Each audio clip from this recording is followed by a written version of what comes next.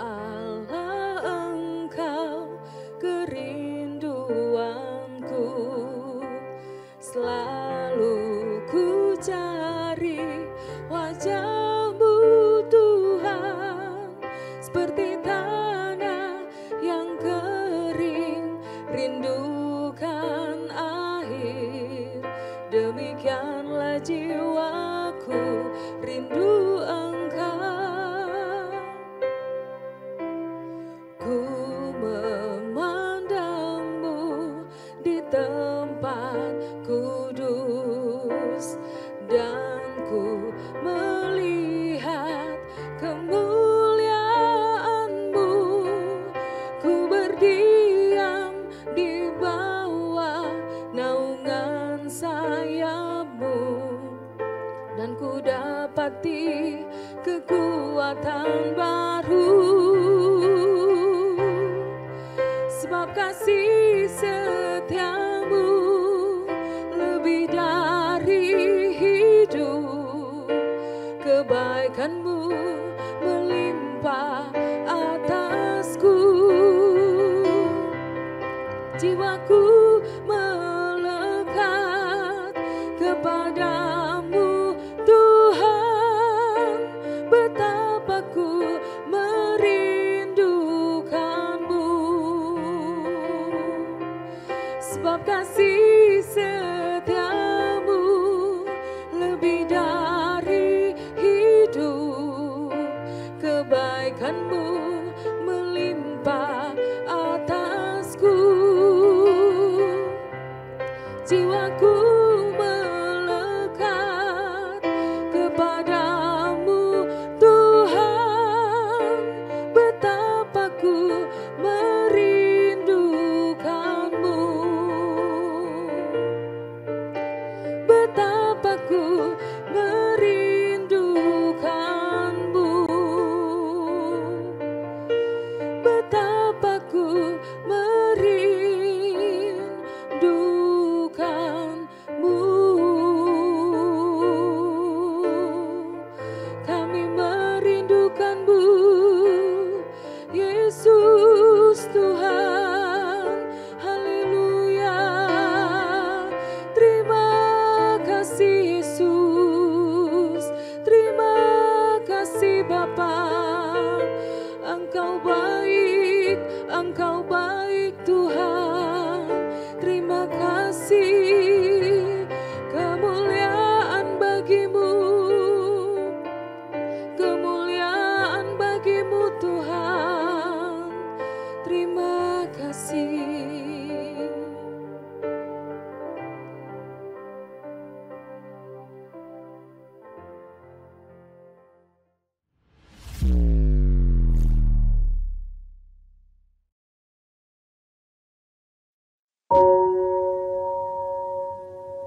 Shalom, selamat pagi, selamat bertemu kembali dalam Sermon Today.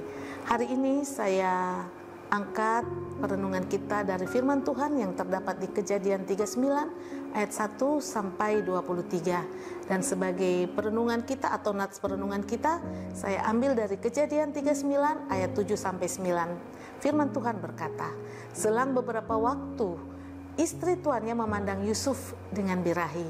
Lalu katanya, marilah tidur dengan aku. Tetapi Yusuf menolak dan berkata kepada istri tuannya itu, dengan bantuanku, tuanku itu tidak lagi mengatur apa yang ada di rumah ini, dan ia telah menyerahkan segala miliknya pada kekuasaanku.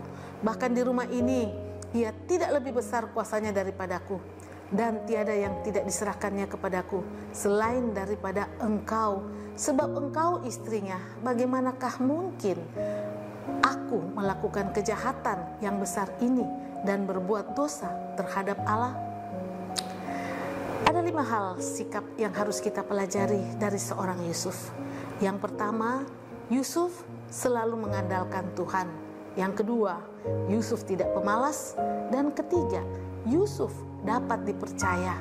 Dan yang keempat, Yusuf tidak kompromi dengan dosa. Yang kelima, Yusuf tidak pendendam. Nah, yang mau kita pelajari dari seorang Yusuf kali ini adalah Yusuf tidak kompromi dengan dosa. Tentunya hal yang sangat sulit bagi kita sebagai orang Kristen, karena banyak orang Kristen yang masih kompromi dengan dosa, sehingga hidupnya tidak menjadi terang dan teladan.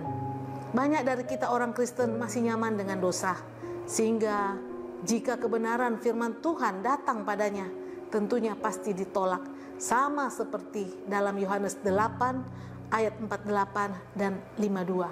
Firman Tuhan berkata, orang-orang Yahudi menjawab Yesus, "Bukankah benar kalau kami katakan bahwa engkau orang Samaria dan kerasukan setan?"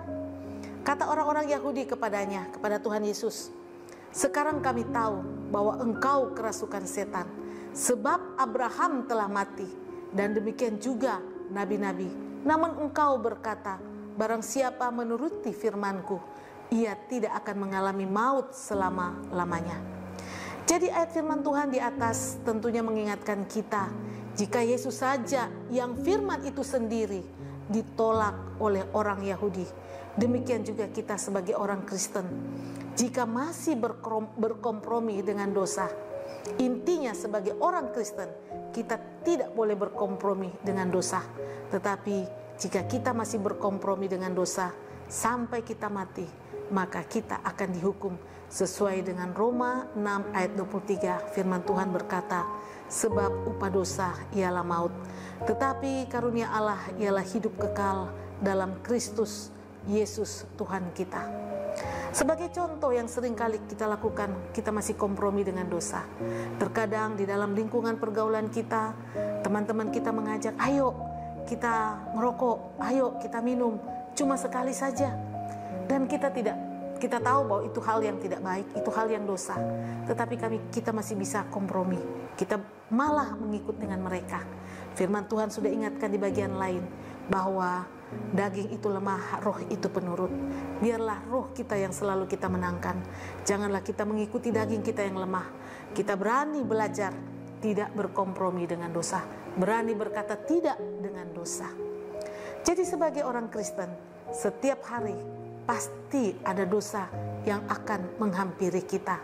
Tetapi marilah kita berusaha selama kita hidup untuk mengalahkan dosa dengan cara sebagaimana di Yakobus 4 ayat 7 berkata, tunduklah kepada Allah dan lawanlah iblis, maka ia akan lari daripadamu. Oleh karena itu, mari kita bertanya dalam diri kita, masihkah dalam kehidupan kita sehari-hari kita masih berkompromi dengan dosa? Kita masih hidup dalam pergaulan yang merusak kehidupan kita, yang kita masih mengikuti kompromi dengan mereka. Belajarlah untuk tidak kompromi dengan dosa. Belajarlah untuk berkata tidak dengan dosa. Mari kita belajar bertobat dan berusaha untuk hidup berkenan dan memuliakan nama Tuhan. Tidak kompromi dengan dosa. Contohnya sebagaimana hambanya Yusuf. Setiap hari iblis akan berusaha untuk menjatuhkan kita dalam dosa. Tetaplah renungkan firman Tuhan. Firman Tuhan sudah ingatkan, renungkanlah firman Tuhan siang dan malam, sehingga kita tidak jatuh dalam jurang kebinasaan. Dengan setia dan berusaha untuk tidak berkompromi dengan dosa, supaya dia dapat, atau Tuhan dapat, atau Tuhan Yesus dapat nyatakan rencananya dalam kehidupan kita. Mari kita satu dalam doa.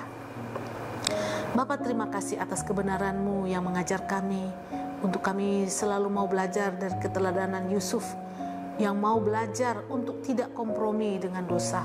Di lingkungan kami masih banyak hal-hal yang bisa membawa kami terjerat dalam jurang kebinasaan. Tetapi biarlah Tuhan, ketika kami merenungkan kebenaran firman-Mu, kami diajar untuk bisa membawa diri kami, untuk bisa mengatur kehidupan kami, sehingga kami tidak mau berkompromi dengan hal-hal yang tidak benar di hadapan Tuhan, yaitu dosa. Karena kami sadar upah dosa adalah maut.